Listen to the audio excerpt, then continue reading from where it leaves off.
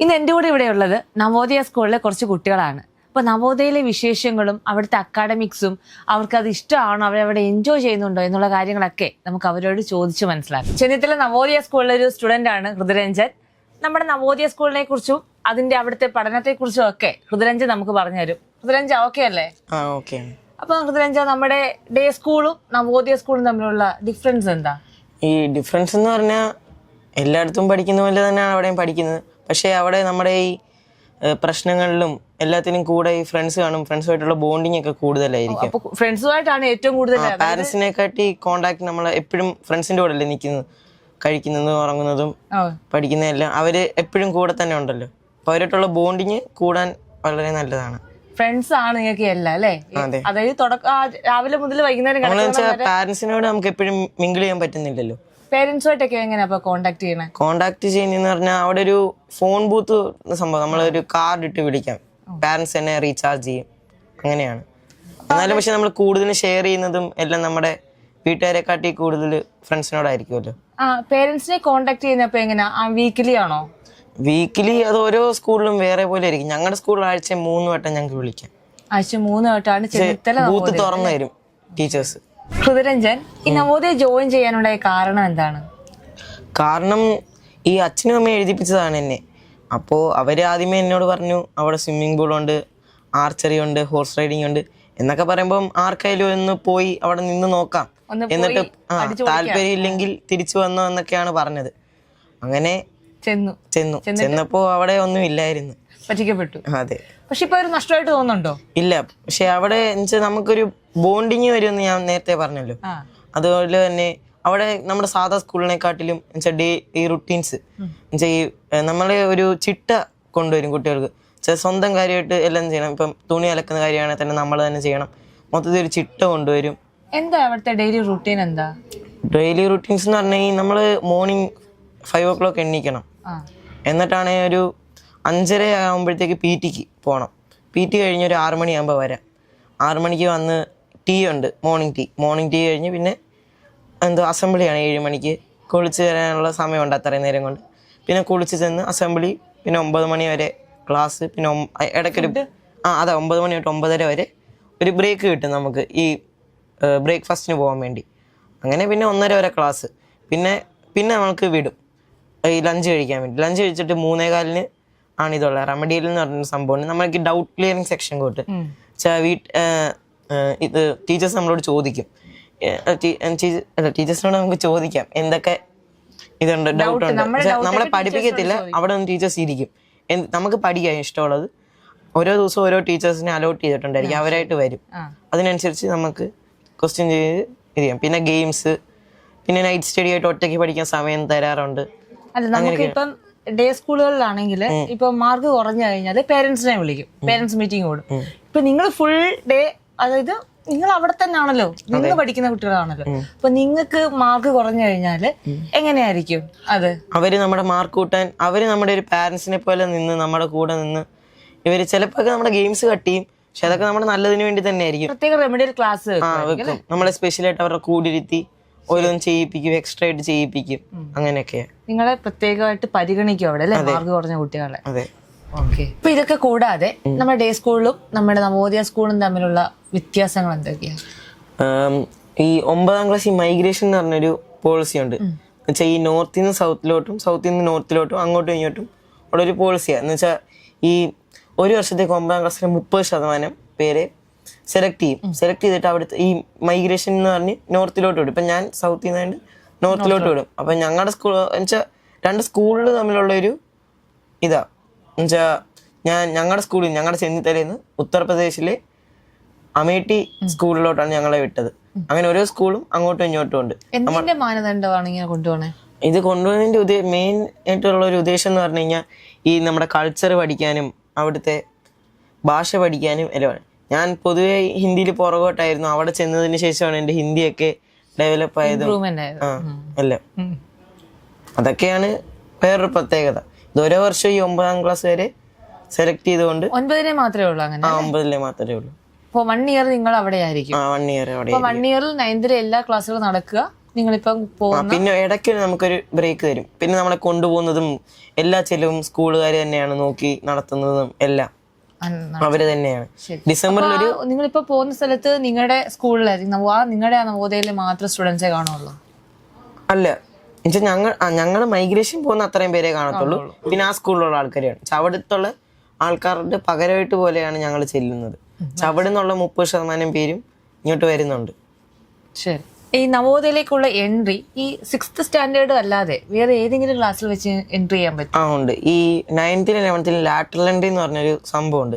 പക്ഷെ തുടക്കത്തിൽ കൂട്ട് എല്ലാവർക്കും 80 പേർക്കും കയറാൻ പറ്റുന്ന ഒരു പരീക്ഷ ആയിരിക്കില്ല. ഈ ചിലപ്പോൾ വേണ്ടാത്തവര് ഇപ്പൊ 80 പേരിൽ തന്നെ എല്ലാവരും അവിടെ നിൽക്കാൻ താല്പര്യമുള്ളവരായി ഇവിടെ ഇഷ്ടപ്പെടാത്തൊരു TC എടുത്ത് പോകുന്നല്ലോ, അവരുടെ ആ സ്പേസ് ഫില്ല് ചെയ്യാൻ വേണ്ടി 9ാം ക്ലാസ് ഒരു പരീക്ഷ നടത്തും. ഇതുകൊണ്ട് ഇപ്പം ഒരു 80 ഒരു 75 ഒരു 5 സീറ്റ് കൊടുക്കും. അങ്ങനെ അത് ഇച്ചിരി ടഫാണ് ലാറ്ററൽ എൻട്രി എന്ന് പറയുമ്പോൾ സാധാരണക്കാട്ടി. പിന്നെ 9th 11th ഉണ്ട്. 11th കൊമേഴ്സിലാണ് പൊതുവെ കിട്ടാറ്, സയൻസിൽ കിട്ടാനുള്ള സാധ്യത കുറവാണ്. അത് 9th പോയിട്ടുണ്ടെങ്കിൽ പിന്നെ 11th ഫില്ല് ചെയ്യാൻ വേണ്ടി നടത്തുന്നത്. അത് വലിയ 1-2 പേരൊക്കെ വരത്തുള്ളൂ. അല്ല 10th കഴിഞ്ഞ് TC എടുത്ത് പോകുമല്ലോ ചിലർക്ക് 10th കഴിഞ്ഞ സ്റ്റേറ്റ് പഠിക്കാനായിരിക്കും താല്പര്യം. അങ്ങനെയുള്ളവർ ഒക്കെ പോകുമല്ലോ. അതുകൊണ്ട് അവരുടെ സീറ്റും ഫില്ല് ചെയ്യാൻ വേണ്ടി 11th ലാറ്ററൽ എൻട്രി ഉണ്ട്. നമ്മുടെ ഈ 2 മാസം വെക്കേഷനിൽ നിങ്ങൾ ഈ കോഡോണിൽ വന്ന് ജോയിൻ ചെയ്തു. ഈ കോഡോണിൽ വന്ന് ജോയിൻ ചെയ്തതിന് ശേഷമുള്ള അനുഭവം എങ്ങനെയായിരുന്നു? വളരെ നല്ല അനുഭവമാണ്. എന്ന് വെച്ചാൽ എന്തുകൊണ്ടാന്ന് വെച്ചാൽ ഈ വർഷം കൊണ്ട് ചെയ്യേണ്ട എല്ലാം ഇവര് വളരെ പെട്ടെന്നും രസകരമായി നമ്മളെ പഠിപ്പിച്ചു. എന്ന് വെച്ചാൽ ഇനി നമുക്ക് സ്കൂളിൽ ചെല്ലുമ്പോൾ തന്നെ ഇതെല്ലാം ഒന്ന് റിവൈൻഡ് ചെയ്തെടുക്കുമ്പോൾ പെട്ടെന്ന് മനസ്സിലാവും. അപ്പൊ നമുക്ക് നല്ല മാർക്കുകൾ സ്കോർ ചെയ്യാനും എല്ലാം വളരെ നല്ലതാണ്. ടീച്ചേഴ്സ് എങ്ങനെയുണ്ട്? നമ്മുടെ ടീച്ചേഴ്സ് എന്ന് വെച്ചാൽ നമ്മളൊക്കെ എല്ലാ ടീച്ചേഴ്സും കൂട്ടല്ല, കുറച്ചുകൂടെ ഫ്രണ്ട്ലി ആയിരിക്കും നമ്മളോട്. നമുക്ക് ബ്രേക്ക് ഒക്കെ തരും ഇടയ്ക്ക്, അങ്ങനെയൊക്കെയാണ്. പിന്നെ വളരെ നല്ല ടീച്ചേഴ്സാണ്. നമ്മുടെ കൂടെ ഇപ്പോൾ ഉള്ളത് മന്നയാണ്. മന്ന പത്തനംതിട്ട നവോദയ സ്കൂളിലെ സ്റ്റുഡന്റ് ആണ്. മന്നയോട് നമുക്ക് കുറച്ച് കാര്യങ്ങൾ ചോദിക്കാം. മന്ന, നമ്മുടെ നവോദയ സ്കൂളിലെ എക്സ്ട്രാ കരിക്കുലർ ആക്ടിവിറ്റീസ് എന്തൊക്കെയാണ്? അതിപ്പം സ്പോർട്സിനെ ബേസ് ചെയ്ത കുറെ കാര്യങ്ങളുണ്ട്, കൾച്ചറലി ഉണ്ട്. ഓ ശരി. ഓക്കെ. അപ്പൊ സ്പോർട്സില് ജൂഡോ, സ്കിപ്പിങ്, യോഗ, അങ്ങനത്തെ കുറെ കാര്യങ്ങളുണ്ട്. ഇപ്പൊ ഞാൻ യോഗയ്ക്ക് പോയിട്ടുണ്ട്. എന്ന് പറഞ്ഞാല് അവിടെ പ്രാക്ടീസ് ഒക്കെ നടത്തും. എന്നിട്ട് ഓരോ റീജിയനിൽ ക്ലസ്റ്റർ, റീജിയണല്, നാഷണൽസ്, STF അങ്ങനെയൊക്കെയാണ്. ക്ലസ്റ്റർ എന്ന് പറയുമ്പോൾ നമ്മള് വേറെ സ്കൂളിൽ പോയി അവിടെ ചെന്ന് നവോദയയുടെ സ്കൂളിൽ തന്നെ അതെ, വേറൊരു നവോദയ ചെന്ന് അവിടെ കോമ്പറ്റീഷനാ. അവിടുന്ന് കിട്ടുവാണെങ്കിൽ പിന്നെ റീജിയണൽസ് അത് വേറെ എവിടെയെല്ലായിരിക്കും. വെച്ചാൽ സൗത്തിൽ തന്നെ ഇപ്പം ആന്ധ്രയിലായിരിക്കും. ഞാൻ യോഗയ്ക്ക് ഫസ്റ്റ് ടൈം പോയപ്പം ചെന്നിത്തല നവോദയ ഞാൻ ആദ്യം വന്നത് യോഗയ്ക്ക്. അത് ഞാൻ അവിടുന്ന് കിട്ടി. പിന്നെ ആന്ധ്രയിൽ പോയി. അത് ഇനി നാഷണൽസ് കിട്ടിയില്ല. നാഷണൽസ് കിട്ടുവാണെങ്കിൽ ഈ ഛത്തീസ്ഗഡ് അങ്ങനത്തെ സ്ഥലങ്ങളിൽ നോർത്ത് സൈഡിൽ പോകാൻ പറ്റും. പിന്നെ നാഷണൽസും കഴിഞ്ഞാൽ നമുക്ക് STF എന്ന് വെച്ചാൽ അത് കഴിഞ്ഞാൽ പിന്നെ ടീമിലൊക്കെ കയറാൻ പറ്റും എന്ന് പറയുമ്പോൾ. പിന്നെ അല്ലാതെ കുറേ ഉണ്ട്, ഫുട്ബോള്, സ്കിപ്പിങ്, അതിനൊക്കെ ഒത്തിരി കാര്യമുണ്ട്. പിന്നെ കൾച്ചറലി ബേസ് ചെയ്ത് ഡാൻസിനൊക്കെ പോകാൻ പറ്റും, പാട്ടൊക്കെ പഠിപ്പിക്കും, സ്കൂളിൽ തന്നെ പഠിപ്പിക്കും. അവിടെ തന്നെ ടീച്ചേഴ്സും ഉണ്ട് അല്ലേ? ടീച്ചർ ഇപ്പം ക്ലസ്റ്റർ ടൈം ഒക്കെ ആകുമ്പം സ്പെഷ്യലി കോച്ചസിനെ വെളിയിൽ നിന്ന് വരുത്തും. വെച്ചാൽ PT ടീച്ചേഴ്സ് ഉണ്ട്. വേറെ കൂടുതൽ സ്പെഷ്യലായിട്ട് എന്ന് പറഞ്ഞാൽ ഇച്ചിരി കൂടെ സ്കിൽഡ് ആവാൻ വേണ്ടി പുറത്തുനിന്ന് കോച്ചസിനൊക്കെ വരുത്തി വോളിബോൾ പ്രാക്ടീസ്, അങ്ങനെ കുറേ കാര്യങ്ങളുണ്ട്. പിന്നെ ഗേൾസിന് ഞങ്ങളുടെ സ്കൂളിൽ വെച്ചാൽ എല്ലായിടത്തും ഒരുപോലെയല്ല. ഞങ്ങളുടെ സ്കൂളിൽ ഗേൾസിന് സെൽഫ് ഡിഫെൻസ് ആയിട്ട് കരാട്ടെ പഠിപ്പിക്കുന്നുണ്ട്. അതിലും എല്ലാ സാറ്റർഡേയിലും സെൽഫ് ഡിഫെൻസ് പഠിപ്പിക്കുന്നുണ്ട്. നമുക്ക് ഈ ഡേ സ്കൂളുകളിലൊക്കെ കലോത്സവം ഒക്കെ ഉണ്ട്. കുട്ടികളുടെ കലാ കഴിവുകളൊക്കെ മുന്നോട്ട് കൊണ്ടുവരാനായിട്ട്. അങ്ങനെ നവോദയക്കുണ്ടോ? അങ്ങനെ വെച്ചാൽ ഉണ്ട്. കുറച്ച് പേർക്ക് ഞാൻ പറഞ്ഞില്ല ഡാൻസ് പഠിപ്പിക്കുന്നുണ്ട്. അപ്പം യൂത്ത് ഫെസ്റ്റിവൽ ആയിട്ട് അങ്ങനെ നടത്തുന്നുണ്ടോ? ഇല്ല, അങ്ങനെയില്ല. യൂത്ത് ഫെസ്റ്റിവൽ പഠിപ്പിക്കുന്നുണ്ട് എന്നേ ഉള്ളൂ അല്ലേ? പിന്നെ ആനുവൽ ഡേ പ്രോഗ്രാംസിനൊക്കെ കളിക്കുകയൊക്കെ ചെയ്യും. അങ്ങനെയൊക്കെ. പിന്നെ പുറത്തുനിന്ന് ടീച്ചേഴ്സിന് അതിനും വരും. നിങ്ങൾക്ക് വീട്ടിലൊക്കെ പോകാൻ പറ്റുന്ന ആ ടൈം എങ്ങനെയാ? വീട്ടില് ഇപ്പം എന്തെങ്കിലും കാരണങ്ങളുണ്ടെങ്കിൽ ഇടയ്ക്ക് വിളിച്ചോണ്ട് പോവാ. ലീവിന് എടുത്തണം വെച്ചാൽ പ്രോപ്പർ ആയിട്ടുള്ള റീസൺ ഉണ്ടെങ്കിൽ മാത്രം. അല്ലാതെ പിന്നെ നമുക്ക് ഓണത്തിന് വെക്കേഷൻ തരും, ക്രിസ്മസിന് തരും. പിന്നെ പൂജ വെക്കേഷൻ നോർത്ത് സൈഡില് 20 ദിവസം ഉണ്ട്. ഞങ്ങൾക്ക് അങ്ങനെ ഇല്ല. ക്രിസ്മസിന് 20 ദിവസം തരും. അങ്ങനെയൊക്കെ. പിന്നെ 2 month വെക്കേഷൻ. പേരൻസുമായിട്ട് കോണ്ടാക്ട് ചെയ്യുമെന്ന് നമ്മൾ പറഞ്ഞിട്ടുണ്ടായിരുന്നല്ലോ. അപ്പൊ നിങ്ങൾ കാണുന്നതൊക്കെ എങ്ങനെയാ? പേരൻസിനെ അത് വീക്കിലി കാണുവാണോ അത് മന്ത്ലി കാണുവാണോ? ഞങ്ങൾക്ക് എല്ലാ മാസവും സെക്കൻഡ് സാറ്റർഡേ ഉണ്ടല്ലോ, ആ ദിവസം പേരൻസ് ഡേ. അപ്പം എല്ലാ മാസവും പേരൻസിനെ ഒന്ന് കാണാം. അല്ലാതെ ഞങ്ങൾക്കും അങ്ങനെ തന്നെ വിളിക്കാൻ പറ്റും. പക്ഷെ ഈ ജൂനിയർ ഹൗസ് സീനിയർ ഹൗസ് വ്യത്യാസമുണ്ട്. ഞങ്ങളിപ്പം ഡോമട്രീസിലല്ലേ താമസിക്കുന്നത്. അപ്പം ജൂനിയേഴ്സിനൊക്കെ ആഴ്ച 2 തവണ കോളിംഗ് കൊടുക്കും. ഞങ്ങൾക്ക് എന്തോ ആഴ്ച 1 ദിവസമേ ഉള്ളൂ. പക്ഷേ ഇപ്പം എന്തെങ്കിലും പ്രശ്നം ഉണ്ടെങ്കിൽ ടീച്ചേഴ്സൊക്കെ വിളിക്കാൻ തരും. അങ്ങനെ നിങ്ങളുടെ ഇപ്പം 10th അപ്പൊ ഡിവിഷൻസ് ഒക്കെ എങ്ങനെയാ? അതായത് A B 2 ഡിവിഷൻസ് ആണ് അല്ലേ? എത്ര സ്റ്റുഡൻസ് വെച്ച് കാണും? 40, ഒരു ക്ലാസ്സിൽ 40 കാണും. അപ്പം എല്ലാരെയും അതേപോലെ മാനേജ് ചെയ്യാൻ ടീച്ചേഴ്സിനും അല്ലെങ്കിൽ നിങ്ങൾക്ക് ബുദ്ധിമുട്ടുള്ള സബ്ജക്ട് പറഞ്ഞു തരാനും ഒക്കെ ടീച്ചേഴ്സ് അവൈലബിൾ ആയിരിക്കും അല്ലേ? അതെയാണ്. ആയിരിക്കും. എന്ന് വെച്ചാൽ നമ്മൾ പഠിപ്പിക്കുന്ന മാത്രമല്ല, അപ്പം ഞങ്ങളിപ്പം പേരൻസ് ഇല്ലാതല്ലേ അവിടെ താമസിക്കുന്നത്. അപ്പം കെയറിംഗും കിട്ടും. തരും. അതെ, ടീച്ചേഴ്സ് അല്ലേ ഞങ്ങളുടെ കൂടെ, ഫ്രണ്ട്സിന്റെ കൂടെ ടീച്ചേഴ്സ് അല്ലേ ഞങ്ങളെ നോക്കുന്നത്. അപ്പൊ അങ്ങനെ കെയറിംഗ് ഒക്കെ തരും. പിന്നെ ചിലപ്പോഴൊക്കെ വഴക്കൊക്കെ പറയും, കിട്ടാറുണ്ട്. അതൊക്കെ വേണമല്ലോ. അങ്ങനെയൊക്കെ പ്രിൻസിപ്പളും അങ്ങനെയൊക്കെ തന്നെയാണ്. കെയറിംഗ് ഒക്കെയാണ്. പിള്ളേരെ ഒക്കെ നല്ല ഇതായിട്ടാണ്. നമുക്ക് 2 മാസം വെക്കേഷൻ ഉണ്ടായിരുന്നു. അപ്പൊ 2 മാസം വെക്കേഷൻ ഈക്കോഡോണിൽ വന്ന് ജോയിൻ ചെയ്യാൻ വീട്ടുകാരൊക്കെ പറഞ്ഞപ്പോ, പേരൻസ് പറഞ്ഞപ്പോ എന്തായിരുന്നു? എന്നോട് സത്യം പറഞ്ഞാൽ പേരൻസ് അല്ലായിരുന്നു പറഞ്ഞ്.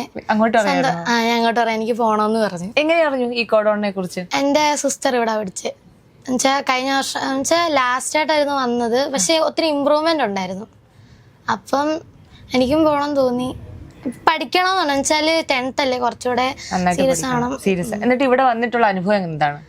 നല്ലതാണ്, അടിപൊളിയാണ്. ടീച്ചേഴ്സൊക്കെ ഞങ്ങളുടെ ആ ഒരു എന്നുവെച്ചാൽ വൈബ് അങ്ങനെയൊക്കെയാണ്. നല്ലതായിട്ട് പഠിപ്പിക്കും.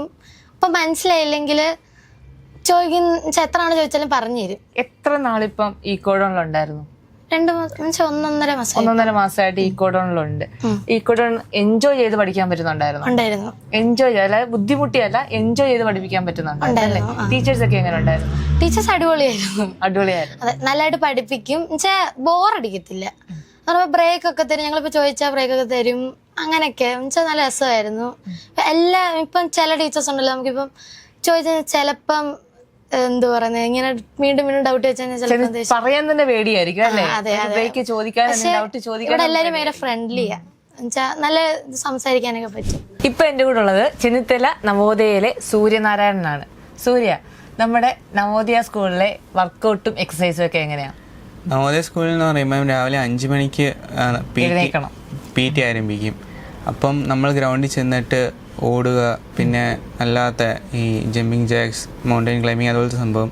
പിന്നെ അവിടെ ജിമ്മുണ്ട്. അല്ലാതെ അതിനകത്തിൽ കൊച്ചു പിള്ളേർക്ക് കയറുന്നത്, ജൂനിയേഴ്സ് കയറത്തില്ല. 6, 7, 8 അത് കുറച്ച് വലുതായതിനു ശേഷം അതിനകത്ത് കയറ്റത്തുള്ളൂ.